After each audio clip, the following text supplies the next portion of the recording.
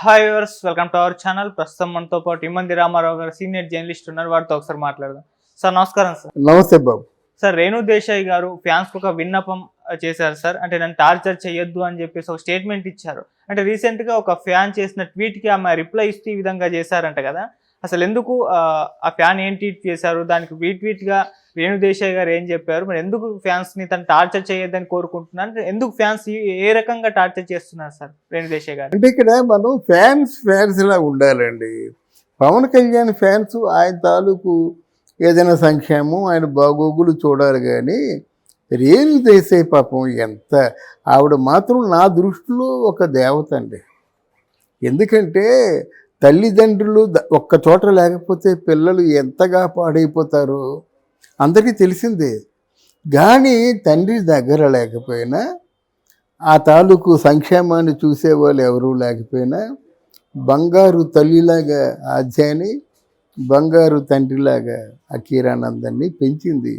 ఇప్పుడు అఖీరానందన్ ఉన్నాడు అనుకోండి, ఆయనకే 5.5 అడుగులు ఉంటే ఎవరు దృష్టి పడుతుందండి? అర్థమైందా? ఆ ముఖం కూడా సేమ్ పవన్ కళ్యాణ్ ముఖంలా ఉంది. ఆ డిగ్నిటీ అన్నీ కూడా మనం నేర్పించింది. స్కూల్ ఫస్ట్, అన్నింటిలో ఫస్ట్, ఆటపాటల్లో ఫస్ట్, మార్షల్ ఆర్ట్స్లో ఫస్ట్ అని చేసింది తల్లే కదా. మనలో ఇంగితం ఉన్నట్టయితే, మనలో జ్ఞానం ఉన్నట్టయితే కని పడేశాడు పవన్ కళ్యాణ్. వదిలేశానని చెప్పాడు. అంతవరకు మీకేదో మీ ఇద్దరి మధ్య ఏమో సారూప్యం కుదరలేదు. ఏదో మీ కర్మ కాలిపోయింది, ఇద్దరు విడిపోయినారు. అవి విడిపోయినంత మాత్రంలో నీ బిడ్డలు నువ్వు వదుకోలేకపోతున్నావే. మనం న్యాయం మాట్లాడుకుందాం. నీ బిడ్డను నువ్వు అంటే వదిలిపెట్టలేకపోతున్నావే. మరి ఎవరో కన్నా కూతురు కదా రేణుకా దేశాయ్, ఆవిడ మాట ఏమిటి? పోనీ ఆవిడ తొందరపడింది అనుకోండి, మీకు విజ్ఞానం ఉంది కదా, కావలసినంత జ్ఞానం ఉంది కదా, ఆవిడ సర్ది చెప్పచ్చు కదా.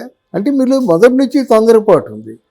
అది మీరు ఇన్ని సంస్కరణలు మిమ్మల్ని మీరు చేసుకున్నా ఈ సంస్కరణల విషయంలో నా కర్మ అని ఒక మాటతో కొట్టి పారేశారు. అంత కర్మ కాదు, మన చేతులారా చేసుకుంది.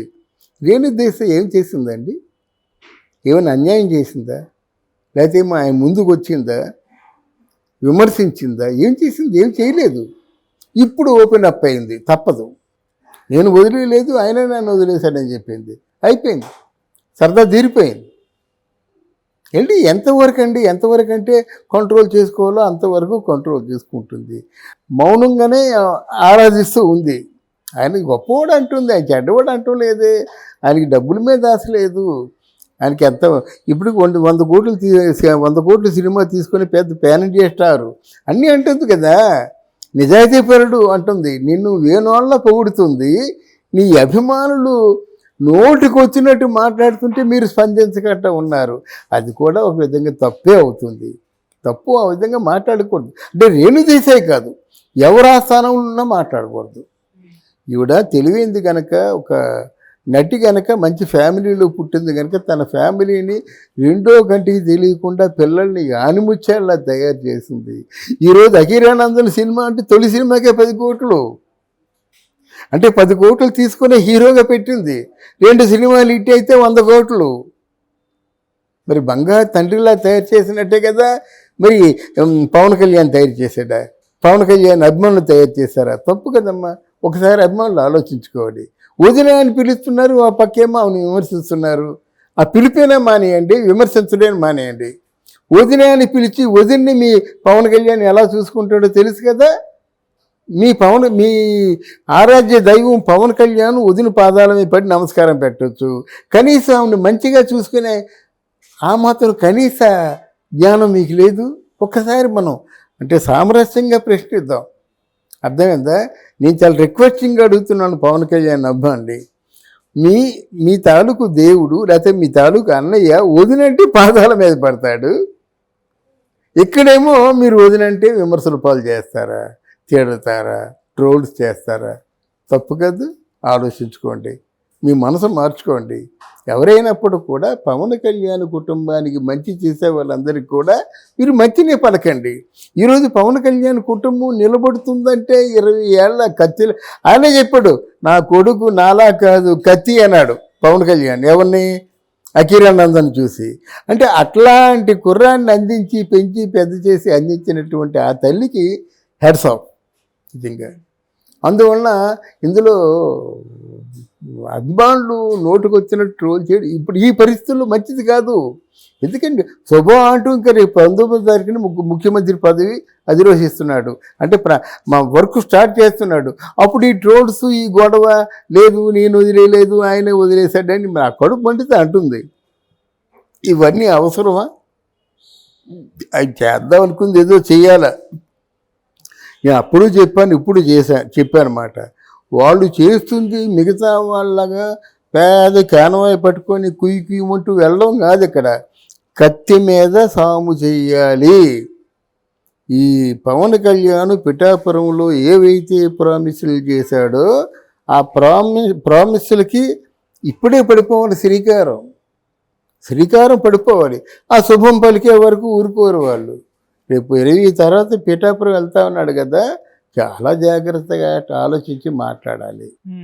అందువల్ల ఇటువంటి సమయంలో మీ వంతు ఎంకరేజ్మెంట్ చేయాలి, కానీ వాళ్ళు కనీసం వాళ్ళకి అంటే కొన్ని ప్రశ్నలకి సమాధానం చెప్పుకునే పరిస్థితుల్లో వాళ్ళు ఉంచొద్దు.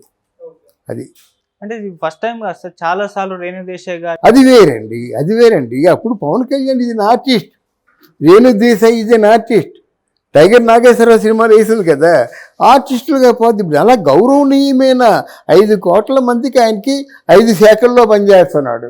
అంటే 5 కోట్ల మంది తాలూకు భవిష్యత్తుని నిర్ణయించవలసిన వ్యక్తి అయినా ఈ షుడ్ నాట్ డిస్టర్బ్. అర్థమైందా? నెక్స్ట్ అఖిరానందన్ జనంలోకి వచ్చేసాడు, రేపటి సూపర్ స్టార్. మనం చెప్తున్నాం కదా, 6 అడుగుల 7 అంగుళాల తాలూకు హీరో. ఆల్మోస్ట్ చాలు దక్షిణాదిలో ఎవరూ లేరు, ఉత్తరాదిలో కూడా ఉన్నట్టు నాకు తెలియదు. అంత గొప్ప హీరోని ఇంకా గొప్ప హీరోగా చేస్తారు. ఈరోజు వాళ్ళ స్థాయి ఎలాగుందంటే, నిన్న చూసావా రాజమౌళి ఏం చెప్పాడు? పవన్ సార్ నాకు ఒక్క ఛాన్స్ ఇవ్వండి సార్ అంటున్నాడు అన్నమాట. ప్రపంచం గర్వించే సినిమా చేస్తూ ఉంటున్నాడు. రాజమౌళి వాళ్ళ తాలూకు నాన్నగారు, అమ్మ తల్లి మీ అఖిరానందన్ మీద కథలు రాసుకుంటున్నాడు, మాకు ఛాన్స్ ఇవ్వండి అమ్మంటున్నమాట. That is the situation. ఇంత శుభ సందర్భంలో ఈ ట్రోల్స్ ఏమిటి, ఈ కామెంట్లు ఏమిటి, ఈ గొడవలు ఏమిటి, ఈ యుద్ధాలు ఏమిటి, దీని సమాధానాలు చెప్పుకోవడం ఏమిటి? మీరే ఆలోచించండి ఒకసారి. నేను అంటే పవన్ కళ్యాణ్ అభిమానులకి చేతులెత్తి ప్రార్థిస్తూ అడుగుతున్నాను, if it is correct you do it.